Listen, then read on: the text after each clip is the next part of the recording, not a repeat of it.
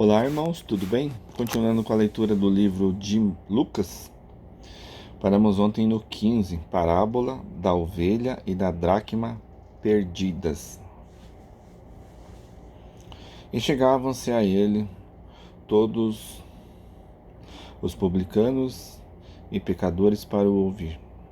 E os fariseus e os escribas murmuravam, dizendo: Este recebe pecadores e come com eles. E ele lhes propôs esta parábola, dizendo: Que homem dentre vós, tendo 100 ovelhas, e perdendo uma delas, não deixa no deserto as 99 e não vai após a perdida, que venha a achá-la.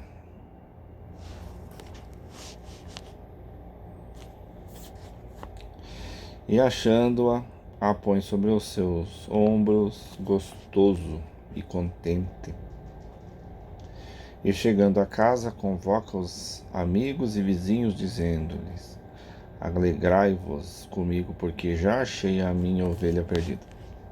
Digo-vos que assim haverá alegria no céu por um pecador que se arrepende, mais do que por 99 justos que não necessitam de arrependimento. Acho que está claro, né, irmãos?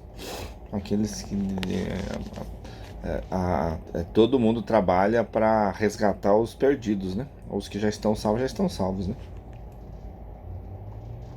Ou qual a mulher que, tendo 10 dracmas, se perder uma dracma, dinheiro, né?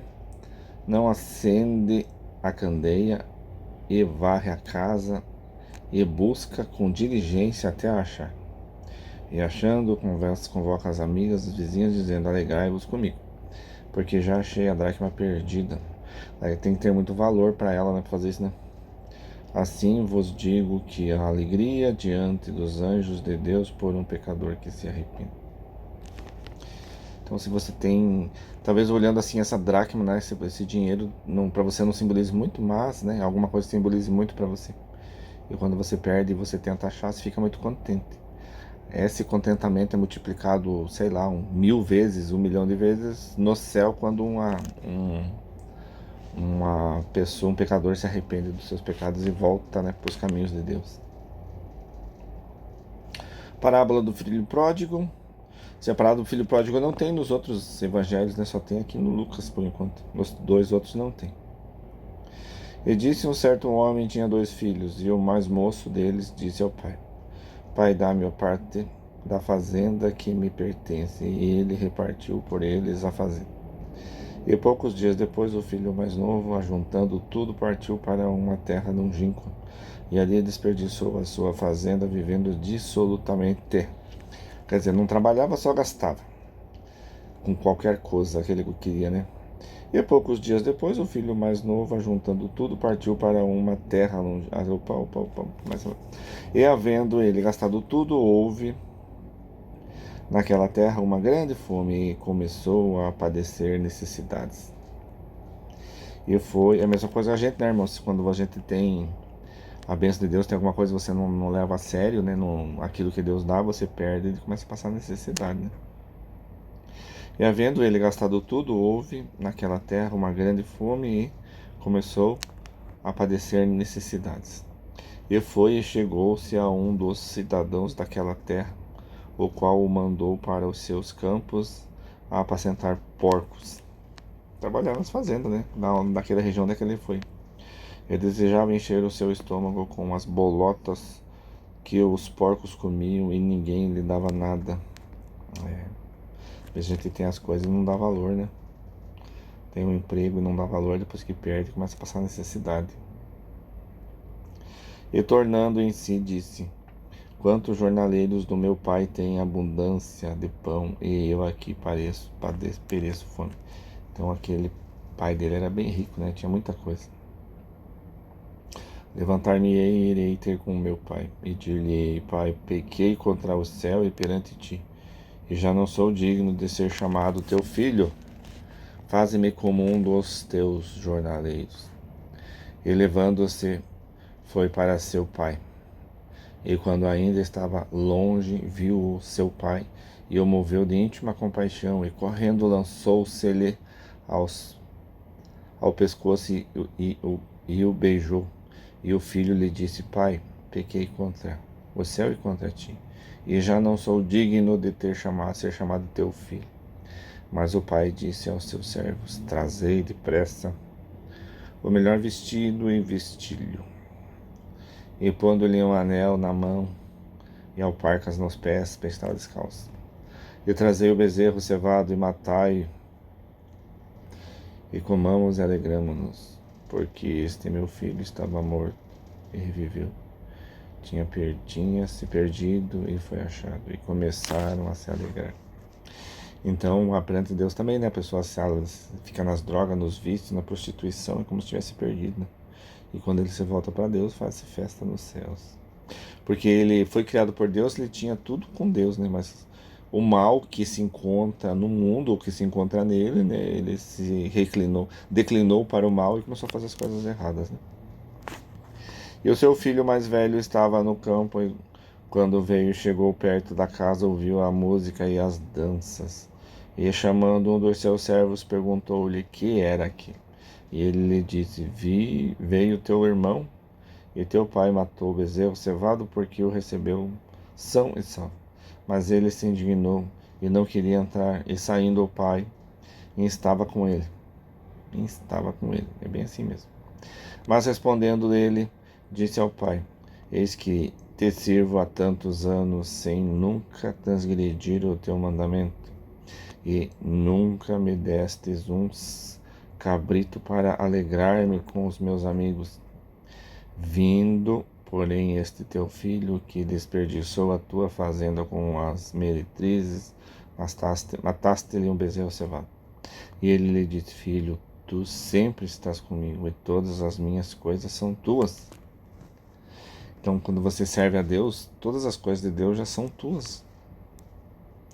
Então, por isso que muitas vezes Jesus fala assim, Deus fala assim: a minha graça te basta, né? Porque você já tem tudo, tudo é teu. Tudo é teu, vai ser teu, e quanto mais você evoluir, mais você vai ter.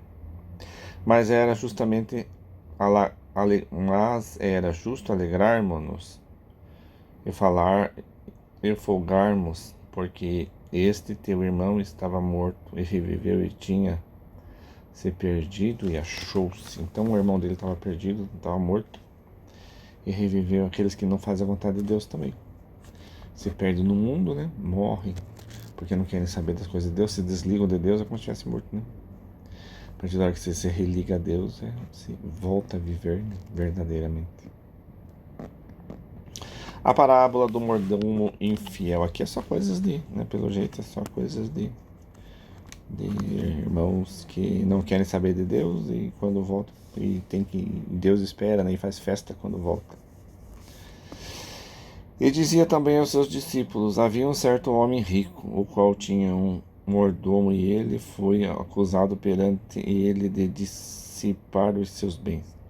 Ele, chamando, disse-lhe: que é isto que ouço de ti? Dá contas da tua mordomia, porque já não poderás ser mais meu mordomo. Ele gastava tudo do dono, né?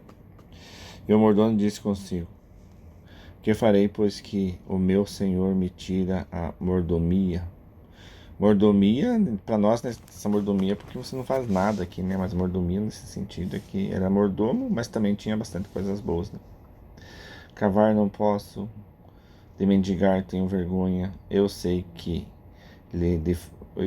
que hei de fazer, para que quando for desapossado da mordomia, me recebam em suas casas. E chamando a si cada um dos seus devedores do seu senhor, disse ao primeiro: quanto deves ao meu senhor? E ele respondeu: 100 medidas de azeite. E disse-lhe: toma a tua obrigação e, assentando-te já, escreve 50. Disse depois ao outro: e tu, quanto deves? E ele respondeu: 100 alqueires de trigo. E ele disse: toma a tua obrigação e escreve 80. Ele louvou aquele senhor, o injusto mordomo, por haver procedido prudentemente, porque os filhos deste mundo são mais prudentes na sua geração do que os filhos da luz. Quer dizer, os filhos filhos da pessoal que está fazendo as coisas más, né? São mais prudentes, fazem as coisas mais, mas sempre querendo ganhar, sempre querendo ter as coisas, né? Eu vos digo, granjeai amigos com as riquezas da injustiça, para que, quando estas vos faltarem, recebam eles nos tabernáculos eternos. Quem é fiel no mínimo também é fiel no muito. Quem é injusto no mínimo também é injusto no muito. Veja os nossos políticos, né, que já tem tanta coisa, daí eles pegam mais coisa, né, que não deveriam pegar, ficam mais ricos. Quer dizer, eles já são injustos quando tinham pouco, mas já eram bastante perto do que a gente tem. Aí eles têm muito mais e continuam sendo injustos, né? Tá aí a prova viva do que está escrito aqui. Pois se nas riquezas injustas não fostes fiéis, as riquezas injustas é aquela que você rouba, né? Você fica rico, fica, tem dinheiro, fica, mas não é por ganhos do suor do seu rosto, né? Você passa outros para trás. Quem vos confiará as verdadeiras? Então, se você faz as coisas erradas, então é difícil quem vai confiar em você, né? E se no alheio não fostes fiéis, quem vos dará o que é vosso? Então, se não guardou o que é dos outros, como é que você vai guardar o que é teu? Nenhum servo pode servir dois senhores, porque ou há de aborrecer o um ou amar o outro, ou se há de chegar a um e desprezar o outro. Não podeis servir a Deus e a Mamon. Eles usavam muito esse Mamon, né, antigamente. Quer dizer que servir as coisas mundanas, né? Então você precisa escolher, irmão e irmão, se quer servir a Deus ou quer servir o mundo, quer fazer as coisas do que você acha que tem que fazer ou quer seguir as leis de Deus. Fica no teu critério. O que você fizer, você vai responder por isso e vai receber conforme as suas obras. A autoridade da lei. E os fariseus, que eram avarentos, ouviram todas essas coisas e zombavam dele. E disse-lhes: Vós sois os que vós sois os que vos justificais a vós mesmos diante dos homens. Mas Deus conhece os vossos corações, porque o que entre os homens é elevado perante Deus é abominação. Então, os políticos aí, os juízes, né, sei lá, todo mundo, né, que rouba, mete a mão, faz um monte de coisa, eles são elevados aqui, artistas, né, são muitas vezes levados nos shows, né, ficam nos camarotes, tal, não sei o que lá, mas para Deus é considerado abominação. Então fique sabendo, irmão, você que tem as coisas daqui da terra, que recebe daqui da terra, faz as falcatruas para ter as coisas, você para Deus é chamado abominação. A lei e os profetas duraram até João. Desde então é anunciado o reino de Deus e todo homem emprega força para entrar nele. Quer dizer, você tem que fazer a tua parte, senão você não entra, né? Força, você tem que correr atrás. E é mais fácil passar o céu e a terra do que cair um tio da lei. Então, nesse sentido que eu falo assim, que a lei de Deus não muda, né? É imutável. Os homens, né, para formar as igrejas, para ganhar dinheiro do povo, né, viver da lã e da gordura das ovelhas, que é o povo, mudam a lei, mas a lei de Deus verdadeiramente ela é reta. Qualquer que deixe a sua mulher e casa com outra adulterará. E aquele que casa com a repudiada pelo marido adulterará também. Então é meio complicado, né, irmão? Mas aqui nesse sentido aqui a autoridade da lei, né? Então aqueles que fazem as coisas erradas, né? Então você que desposou alguém, né? Mas comete adultério, e você separa, a pessoa separa, é meio complicado para os dois, né? Por isso que é bom ter amor e amizade, né? E a simplicidade entre o casal e que eles vivam para sempre, né? Porque é bem complicada a separação. A parábola do rico e Lázaro. Deixa eu ver até onde vai aqui. Mas acho que dá para ler. Ora, havia um homem rico e vestia-se de púrpura e de linho finíssimo. Púrpura era a cor antigamente dos ricos, né? Linho finíssimo é um pano muito finíssimo e muito caro. Só o rico podia ter. E vivia todos os dias regalada. e esplendidamente, né? Rico, muito rico. Havia também um certo mendigo chamado Lázaro, que jazia cheio de chagas à porta daquele lugar onde aquele rico vivia. Ele desejava alimentar-se com as migalhas que caíam da mesa do rico, e os próprios cães vinham lamber-lhe as chagas para aliviar, né? E aconteceu que o mendigo morreu e foi levado pelos anjos para o seio da Abraão. Então aqui, quanto mais pobre, quanto mais sofrimento, né, que você tem quando você desencarna, você com certeza vai para um lugar muito bom. E clamando, disse: Pai Abraão, tem misericórdia de mim e manda a Lázaro. Opa! E aconteceu que o mendigo morreu e foi levado, e foi levado pelos anjos para o céu, o seio de Abraão. E morreu também o rico e foi sepultado. Os dois morreram. E, e no Hades ergueu os olhos. O Hades, porque eles tinham aquele negócio dos gregos ainda, né? Do Hades, essas coisas, né? Mas vamos dizer assim, quando chegou no inferno, no umbral, né? E no Hades ergueu os olhos, estando em tormento, e viu de longe Abraão e Lázaro no seu seio. E clamando disse: Pai Abraão, tem misericórdia de mim, e manda Lázaro que molhe na água a ponta do seu dedo e me refresque a língua, porque estou atormentado nestas chamas. Sim, é muito sofrimento. Mas sofrimento assim, irmãos, mas a pessoa que faz isso não vai ficar a vida inteira, né? Pela eternidade, como prego algumas religiões, né? Vai sofrer bastante tempo, mas vai sair, vai reencarnar de novo e vai ter uma nova experiência. Mas vai ser de chorar, meu. Disse, porém, Abraão, filho, lembra-te de que recebestes os teus bens em tua vida, e Lázaro somente males, e agora este é consolado e tu é atormentado. Não é feio você, né? Não é pecado você ter as coisas, né? Porque Deus dá que você permita ser gerente, ser industrial, ser superintendente, ser político. Só que como é que você usa isso pro mal? Só para você? Daí você vai pro mal e vai ter tormento. Se esse rico tivesse usado, fosse rico, mas ajudasse as pessoas, provavelmente ele não estaria ali onde é que ele estava, né?